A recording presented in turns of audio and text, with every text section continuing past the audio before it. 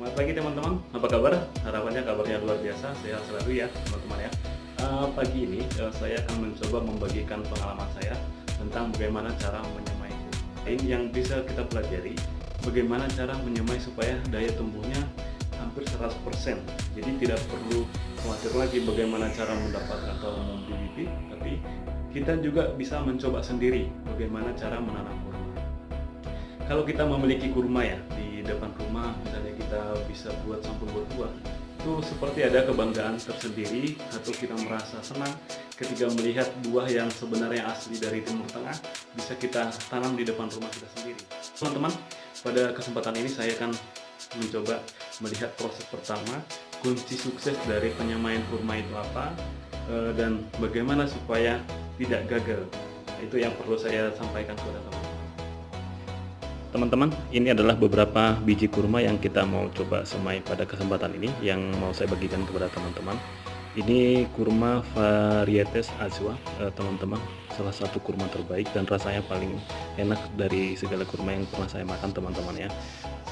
Yang pertama, teman-teman, yang mau kita pastikan itu adalah kunci keberhasilan menyemai kurma itu terletak di proses pertama yang kelihatannya simpel. Saya sudah mencoba pengalaman ini lewat beberapa kali dan ini setelah saya melalui ini, yang saya tanam itu hampir 100% itu tumbuh, teman-teman. Yang pertama, teman-teman harus memastikan semua daging buah yang menempel di biji ini kan masih ada ya teman-teman ya, bisa dilihat masih agak berkilau. Itu tampilan fisik dari kandungan glukosa yang masih menempel tersisa di buah. Teman-teman harus memastikan ini benar-benar steril. Jadi semua buah atau daging buah yang menempel di sini harus hilang, harus bersih sebersih mungkin. Kenapa? Kalau teman-teman tidak membersihkan sampai dia benar-benar bersih, tidak yang tersisa, ketika kita semai dengan media tisu basah atau kain basah yang kita sterilkan, ini akan mengakibatkan biji kurma itu berjamur, teman-teman. Kandungan glukosa yang ada di sini akan membuat biji kurma berjamur, sehingga nanti ketika kita semai, biji kurma ini akan penuh dengan jamur.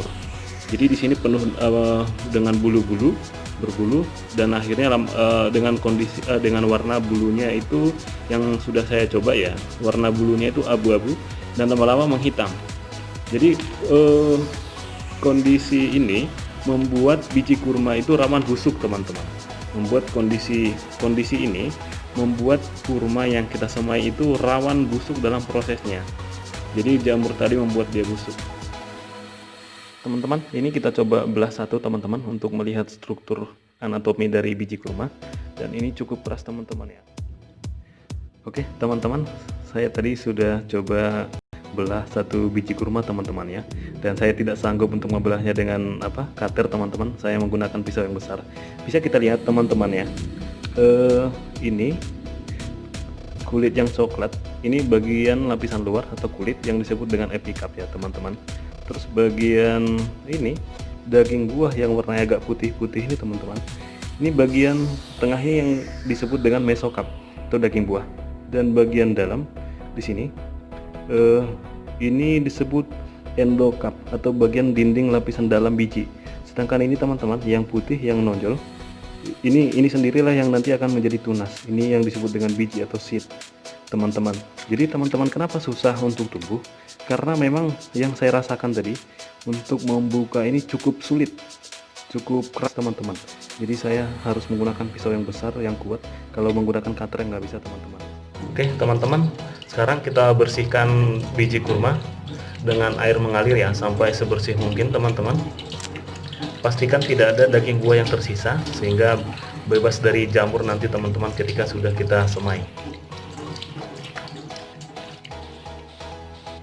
Oke teman-teman, ini tadi biji kurma yang sudah kita bersihkan, kita jemur selama kurang lebih 1 hari, teman-teman ya, di sinar matahari, untuk lebih memastikan bahwa setelah dibersihkan steril dan memastikan tidak ada lagi yang tersisa, karena sinar matahari juga akan membantu membuka pori-pori yang ada, atau membuka pori-pori biji ini, teman-teman.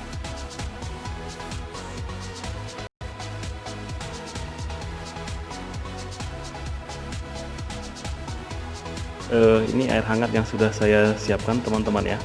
Sekira-kira mungkin suhunya 50-60 derajat teman-teman. Artinya di suhu itu saya mencelupkan sebentar, tangan saya itu masih berani teman-teman ya. Oke, biar selama 20 menit teman-teman. Oke teman-teman, ini sudah 20 menit.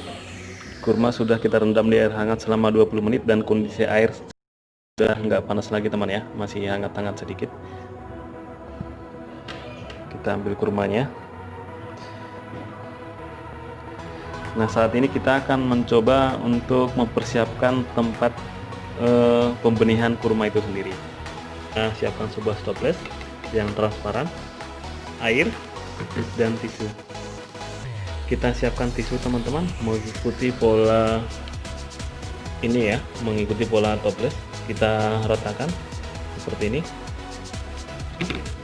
Kira-kira butuh 2 lapis teman-teman ya, kira-kira 2 lapis.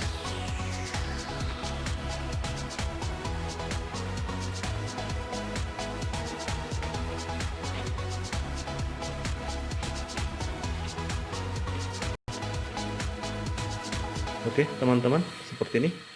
Untuk membuka pori-pori dari kurma itu sendiri supaya cepat bisa tumbuh, kita harus semprot dengan air teman-teman, tapi jangan sampai tergenang. Nah, kita semprot seperti ini sampai dia basah teman-teman.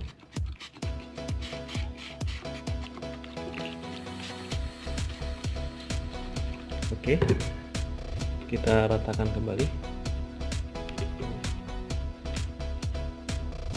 Nih teman-teman, tisunya sudah basah, bisa kita ratakan seperti ini.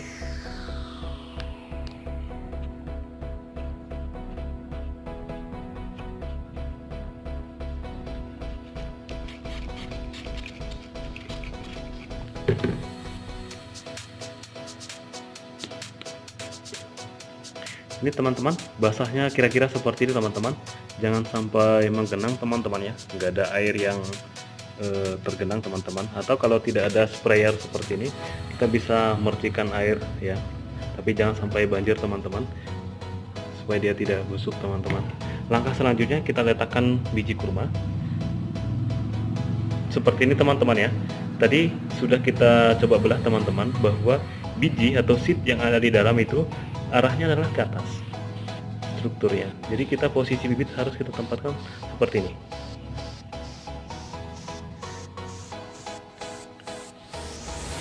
Tidak boleh terbalik.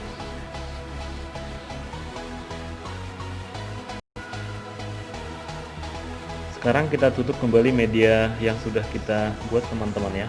Biji yang kita sudah semai kita tutup dengan tisu kembali, kira-kira 2 lapis teman-teman ya. Ini kira-kira butuh 2 lapis teman-teman. Nah, kita basahi kembali teman-teman tisunya, sehingga kelembapan di dalam itu akan semakin mempercepat membukanya pori-pori bibit yang kita tanam. Tapi jangan terlalu basah dan jangan airnya sampai menggenang di dalam teman-teman. Oke, cukup ini teman-teman, kita ratakan kembali dengan pelan-pelan teman, sehingga tidak merubah posisi bibit yang ada di dalam. Oke teman-teman, ini media yang kita sudah buat, media penyamaian biji kurma teman-teman. Sudah kita buat teman-teman ya. Ini kita tunggu sampai sekitar 2-3 minggu teman-teman ya. 2-3 minggu nanti akan tumbuh tunas atau akar teman-teman. Sekarang kita coba buka semaian kurma saya umur 16 hari, apakah berhasil. Oke teman-teman, kita buka ya.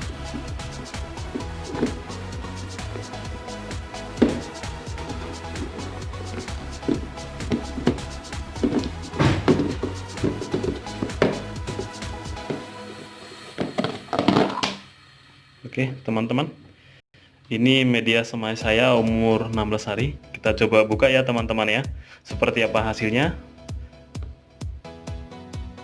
Oke teman-teman, iya luar biasa, berhasil teman-teman. Ini ada ini 1, 2, 3, 4, 5, 6, 7, 8, 9, 10, 11, 12. Ada 12 benih yang saya tanam dan semua berhasil teman-teman. Ini perhatikan teman-teman, luar biasa teman-teman. Sebelumnya saya sudah pernah cari-cari di toko bibit teman-teman ya, bahkan sempat searching di toko online untuk beli mendatangkan bibit kurma, tapi harganya cukup fantastis teman-teman, sehingga saya buat sendiri dari biji kurma yang cukup bagus, biji kurma Ajwa teman-teman ya. Semoga ini berhasil teman-teman. Ini luar biasa teman-teman, hidup semua. Dan ini tadi hasil percobaan kita. Mungkin semoga bermanfaat bagi teman-teman. Selamat mencoba. Bagi yang pengen nanam kurma, bisa kita coba teman-teman ya. Langkah selanjutnya adalah memindahkan ini ke dalam polybag teman-teman ya. Sekarang kita siapkan media tanam untuk benih kurma kita teman-teman ya. Saya menyiapkan 3 jenis tanah teman-teman. Ini tanah berpasir, perhatikan teman-teman, tidak lengket. Ini topsoil, agak lengket teman-teman ya. Topsoil saya ambil lapisan paling atas di tanah yang agak teduh teman-teman ya. Terus ini kotoran burung, tapi ini kotoran burungnya spesial teman-teman. Ini kotoran burung walet, jadi dia mirip seperti sekam, tidak lengket dan tidak basah dan tidak akan becek teman-teman ke air teman-teman. Jadi ini 3 komposisi ini kita campur teman-teman, kita isi di polybag kecil teman-teman. Sekarang saya campur dulu teman-teman, saya video sendiri. Mungkin di proses berikutnya saya bisa bantu untuk syuting video teman-teman, sehingga lebih kelihatan lebih enak lagi teman-teman ya dalam menonton. Ini dia media semai kita yang sudah kita campur antara kotoran burung walet yang fisiknya seperti sekam teman-teman ya, ringan dan tidak lengket, dan dicampur dengan topsoil dan tanah berpasir. Perhatikan teman-teman, tidak lengket ya. Jadi ketika disiram nanti teman-teman tidak membuat genangan air, sehingga penyerapan lebih cepat dan air tidak terkenang di dalam, sehingga bibit kita tidak busuk. Oke teman-teman, sekarang kita isikan ke polybag teman-teman ya. Ini bibit yang mau kita tanam. Ini yang putih ini akar teman-teman ya. Jadi dalam struktur tanaman akar adalah posisi paling bawah, sehingga kita buat lubang di media tanam dulu teman-teman ya. Posisinya akar ini kita buat paling bawah teman-teman, tapi jangan ditekan teman-teman ya, cukup diletakkan dan kembali kita tutup. Dalam penutupan tidak perlu ditekan teman-teman. Oke, cukup ditutup saja. Oke, demikian video saya pada kesempatan ini teman-teman.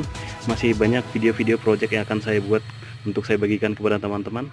Mohon dukungan, mohon komentar dan subscribe dari teman-teman, sehingga dalam pengambilan video atau pembuatan video selanjutnya bisa semakin mantap teman-teman ya. Ini pembuatan video masih saya lakukan sendiri, sehingga komposisi saya melakukan aktivitas belum kelihatan teman-teman. Oke teman-teman, semangat pagi.